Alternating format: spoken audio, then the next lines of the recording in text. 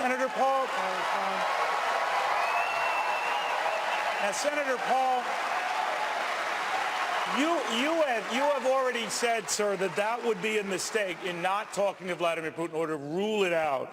You've argued that it's never a good idea to close down communication. With that in mind, do you think the same applies to administration efforts right now to include the Iranians in talks on Syria?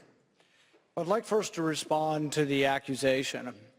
I think it's particularly naive and particularly foolish to think that we're not going to talk to Russia. The idea of a no-fly zone, realize that this is also something Hillary Clinton agrees with several on our side with. You're asking for a no-fly zone in an area in which Russia already flies. Russia flies in that zone at the invitation of Iraq. I'm not saying it's a good thing, but you better know at least what we're getting into.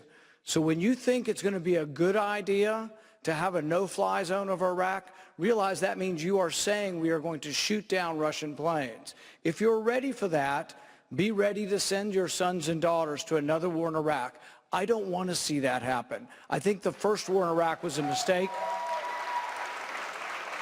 You can be strong without being involved in every civil war around the world. And how would you respond?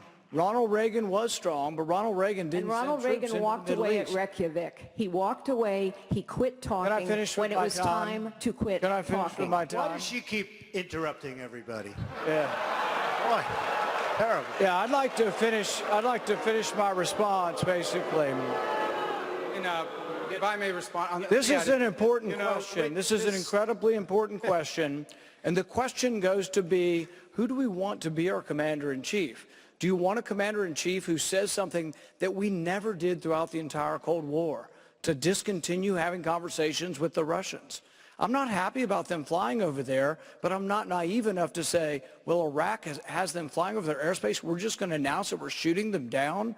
That is naive to the point of being something you might hear in junior high, but it's scary. But if you're not going to respond in a no-fly zone strategy, what would yours be? The first thing I would do is I wouldn't arm our enemies. I wouldn't arm ISIS.